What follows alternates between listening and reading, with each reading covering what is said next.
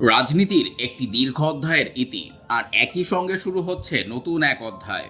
জল্পনা কল্পনার অবসান ঘটিয়ে দেশের 23তম রাষ্ট্রপতি পদে বিএনপির চূড়ান্ত মনোনয়ন পেলেন মির্জা ফখরুল ইসলাম আলমগীর। টানা 15 বছরের রাজপথের লড়াই ও কঠিন সংকটে দলের মূল কাণ্ডারির ভূমিকা পালন করা এই প্রবীণ রাজনীতিককেই বেছে নিলেন বিএনপির চেয়ারম্যান ও প্রধানমন্ত্রী তারেক রহমান। আর চূড়ান্ত ঘোষণার পরপরই মির্জা ফখরুল ছেড়ে দিয়েছেন বিএনপির মহাসচিব ও স্থায়ী কমিটির পদ।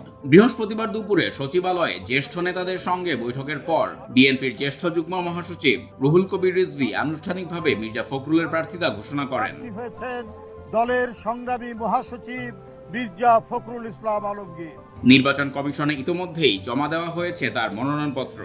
যেহেতু জাতীয় সংসদে বিএনপির নিরঙ্কুশ সংখ্যাগরিষ্ঠতা রয়েছে, তাই মির্জা ফখরুলের রাষ্ট্রপতি নির্বাচিত হওয়া এখন কেবলই সময়ের ব্যাপার। তবে জামাত সমর্থিত 11 দলীয় ঐক্যের প্রার্থী কর্নেল অবসরপ্রাপ্ত অলি আহমদ লড়াইয়ে থাকায় দীর্ঘ 35 বছর পর সংসদ সদস্যরা পেতে যাচ্ছেন সরাসরি ভোটের মুখোমুখি দাঁড়ানো এক নির্বাচন। কিন্তু একজন রাষ্ট্রপতি প্রার্থী হতেই বিএনপির রাজনীতি ও সরকারের ভেতরে তৈরি হচ্ছে তিনটি বড় শূন্যতা: মহাসচিব, স্থানীয় সরকার মন্ত্রী ও ঠাকুরগাঁও 1 আসনের এমপি। মির্জা ফখরুল রাষ্ট্রপতি হলে দীর্ঘ 16 বছর পর বিএনপির মহাসচিবের চেয়ারটি যাবে কার হাতে? আলোচনায় এখন দুজন: স্থায়ী কমিটির সদস্য ও স্বরাষ্ট্রমন্ত্রী সালাউদ্দিন আহমদ এবং যুগ্ম মহাসচিব রুহুল কবির রিজভী।